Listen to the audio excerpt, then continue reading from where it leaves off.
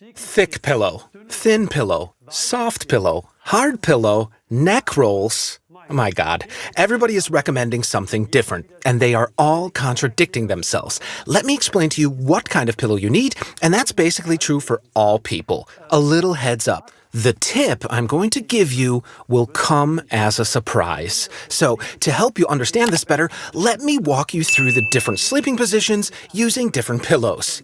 Ina has already laid down, so what do we have here? Well, two pillows stacked on top of each other, a situation that you find rather often. People using such a thick pillow often rest their upper backs on it. They do this because it feels comfortable. But why? Because it's pampering their round backs even more, plus they can also stick their necks out. And this is exactly the bad posture they take with them into their sleep. A tad better is, let me pull this one out, now lie on it again, if it's not too high up, because now the bad posture from before is not as bad anymore.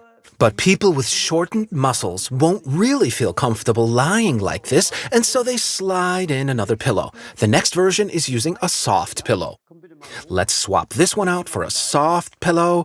That's not bad because you're lower already, but as you can see, Ina automatically overextends her neck because soft pillows have one big downside. They give in where your head touches them and keep their shape where it doesn't. And so this overextension, which is already part of this bad posture, is mirrored exactly in this situation. Let's take a very thin pillow.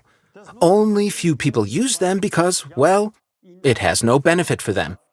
But you can see here, Ina overextends automatically, and that, if possible, should not happen at all. And now, the worst is yet to come, the famous neck rolls. Let's look at neck rolls. I've just rolled up a towel. We don't actually have neck rolls. Look what happens now. It surely is pampering Ina. Not her personally, let me rephrase. Why does it pamper most people? Because it exactly reproduces this bad posture and pampers those shortened muscles here. And here's some additional information. There are those neck supports for long flights or bus trips, these donuts, open in the front.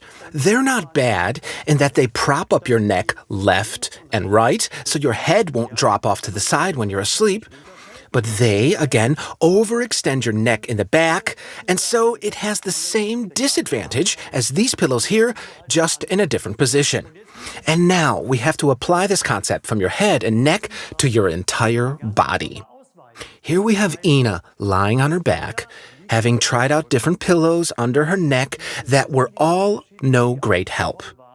So, what would be best? Probably something you didn't expect. The best would be, Ina, please get up. The best would be to get rid of all the pillows. Why would that be best?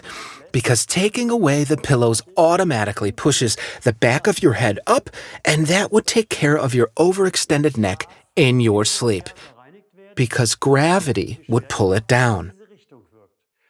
Unless your neck is overextended to such a degree that lying on your back would force you into this position. If that's the case, slide something underneath to help you straighten your neck out a bit. But this is very detailed now, so in principle, lying on your back is the best position. Why?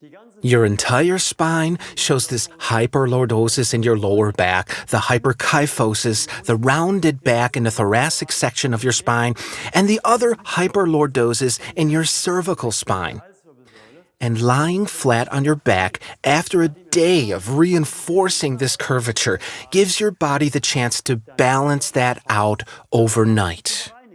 Because where you push against it with your butt, shoulders, head, you keep this posture while the rest of your body that is off the floor can slowly sink. And at night, that's the big advantage. You're much more relaxed when you sleep. And if you manage to sleep like this and get used to it, after a couple of weeks it becomes second nature, and every night's sleep becomes a relaxation exercise for your entire back. And that will ease a lot of your back problems. This is the best sleeping position there is. The second best sleeping position is the following. Ina, please roll over. And here. And here, people usually stick their arms out like this over their head. And if that's not possible, adjust their positions. One arm on the side, one arm overhead, and you change positions during the night. And the good thing is that in this position, your hip flexor, which is already nicely lengthened when you're on your back, is pulled apart even more in this position. And when you feel this is becoming uncomfortable, same is true for the back position, then roll into the position you like best. Don't stress out. That's very important. Stay relaxed, and when you wake up and realize you've left the back or stomach position, just recall, yes, this position would be better. Realign yourself and go back to sleep. Over time, this becomes automatic behavior. What about your head? Lying on your nose is not really an option. And the hole you find in a massage table? Well, you don't really have one of those here, of course. But think about it. Your head and your neck, like most other body parts these days, experience a lack of motion, underusing the possible angles of motion. So this is a great exercise for the muscles that turn your head from side to side, the sternocleidomastoid muscle. When you turn, and when it becomes too uncomfortable, you automatically turn your head to the other side. With or without your arms, doesn't matter. You can even adjust the angle of your head by positioning your arms. That's the second best position. The most frequent position is this one. Roll over into a side position, pull up your knees, maybe both knees or only one, and stick your arm out, rest on it, whatever. Everything becomes numb. And what do we see here? A sitting position, and that means hell if you don't compensate for it. This comes on top of all your daily sitting on chairs or wherever we sit during a day. Let's sum this up. Best position, on your back, without a pillow. Position on your belly, without a pillow, turning your head, a great stretching exercise too.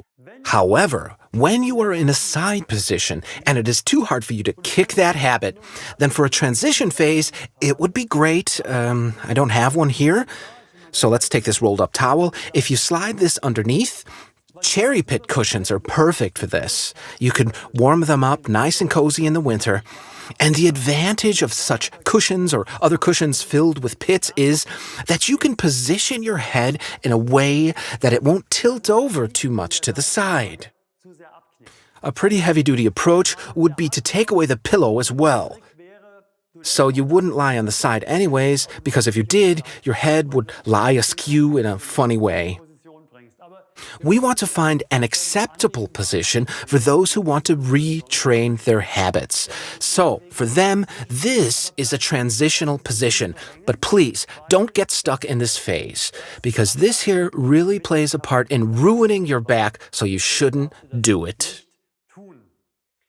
Issue, sleep. Issue, sleep position. Issue, pillows. So extremely important for everybody. So please, we ask you to help us educate people about this and share this video with everyone you know, because so many people sleep poorly and wake up sore all over, and this is connected to all these processes I was talking about. So please share this with everybody. If you want some in-depth information on sleeping, then click here for a detailed sleep video, and in case you haven't already subscribed to our channel, please hurry up and do so by clicking here, and you won't miss out on anything.